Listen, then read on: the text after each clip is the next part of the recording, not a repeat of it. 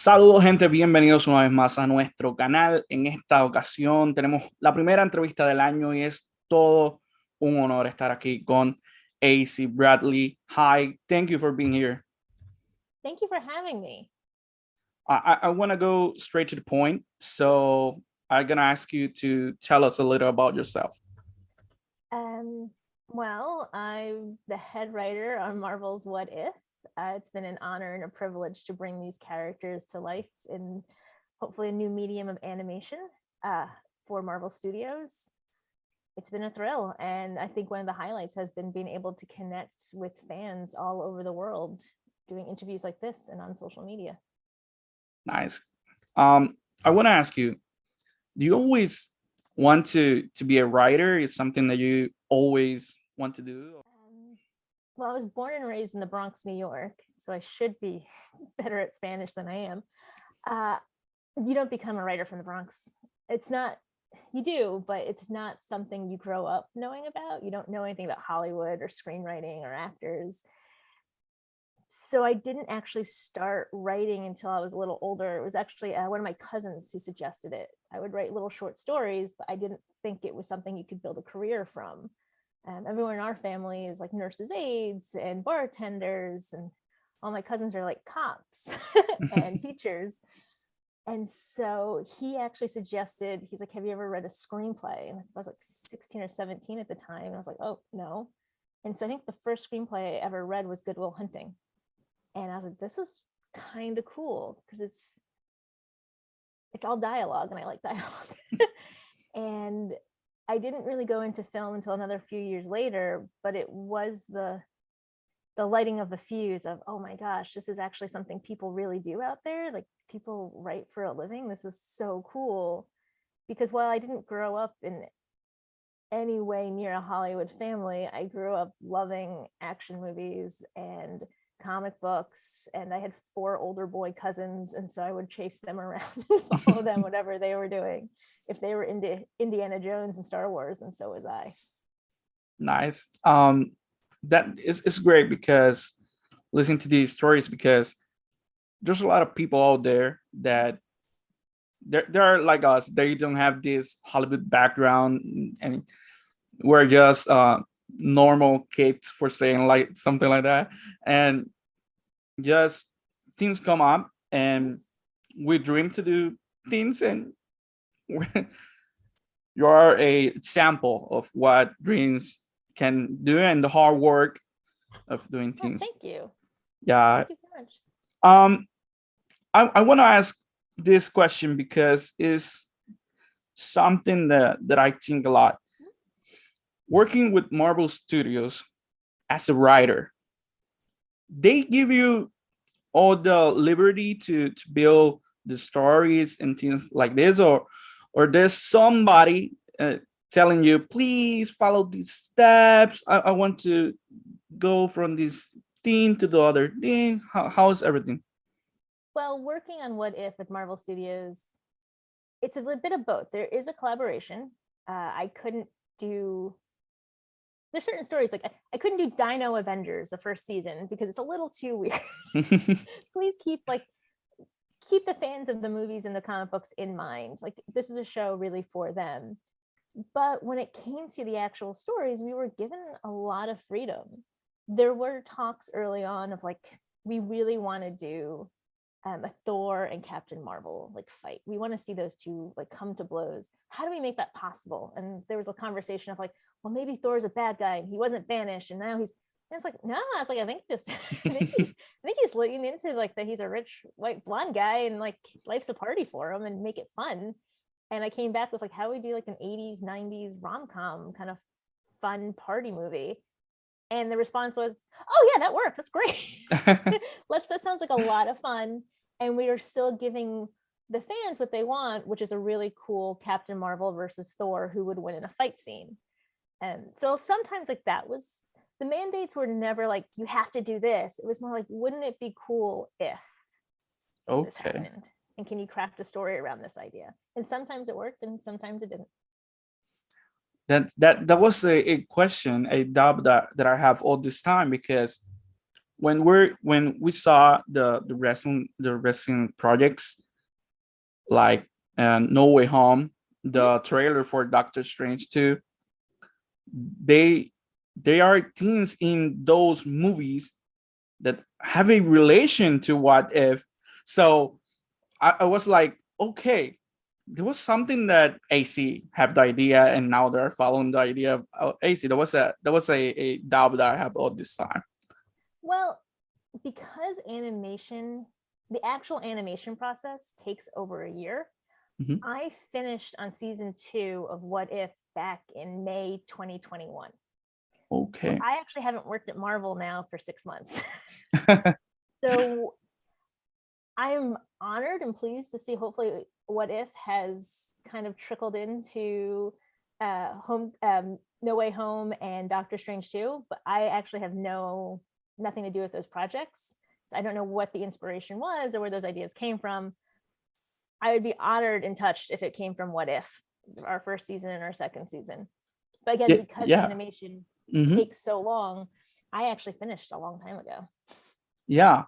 And also, this is a question that a friend might have.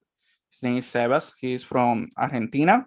Mhm. And yesterday we was talking in WhatsApp, and he sent me a message and tell me, ask her if she talked with Michael, the writer of Doctor Strange 2, and if you have a conversation between, because in the trailer we saw the Doctor Strange that we saw in What If is pretty similar. I'm not gonna say it's the same, but it's pretty similar.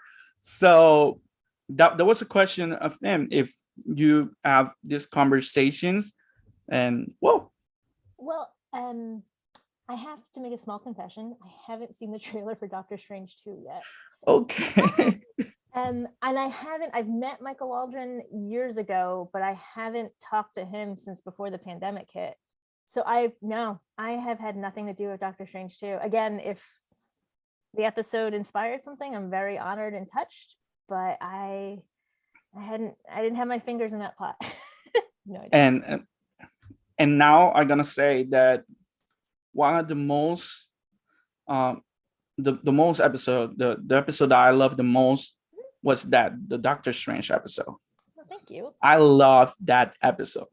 I need a 3-hour episode of that because Well, I love it. I love that episode. That is an example of Marvel wanted kind of to do a wizard fight. We want to see a really cool wizard fight, and Wanda, because she was already getting her own show, was kind of like, well, we're not going to use Wanda. So this idea sprang up of like, well, what if we duplicate Doctor Strange? What if we do an evil Doctor Strange? And so my job was to kind of find a story that would let that happen. And I went back to the original comic books, and I went back to the original scripts. And I myself, as I was saying earlier, I had an older cousin who like threw a screenplay at my head and pretty much changed my life. He passed away when we were in our 20s. And we deal with that grief. And then it was when I hit my early 30s, the grief came back hard, because now I was at a position I felt like if I could go back in time, I understood the situation that led to his death better, and I could help it and I could change it. And I had the resources now, and I was no longer a 20-year-old kid.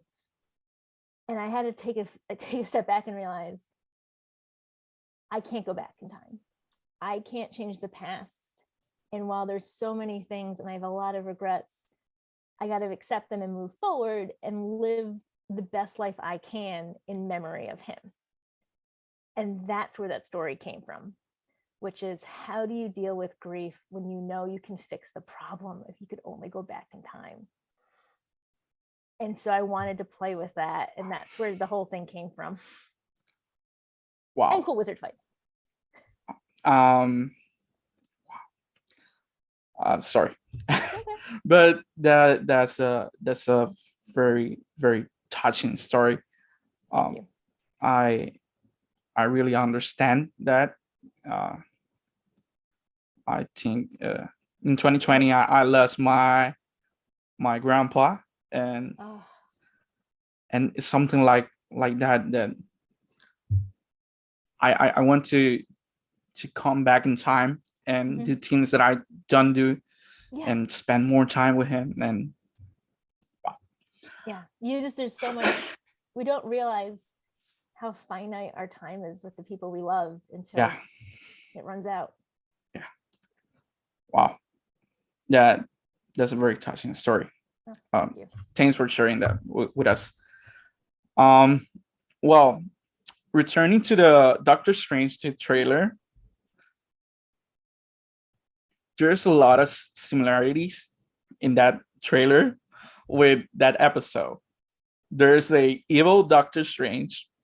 Cool. There's a chaos in New York, and when you have the time, I recommend it to see it, because there's a lot of what if in that trailer, and it's so cool. I'm excited. I've just been traveling lately, so I haven't had the time to really check things out, but I'm excited for them. I love everyone at Marvel, and they make such cool stories, so I'm sure it's gonna be wonderful.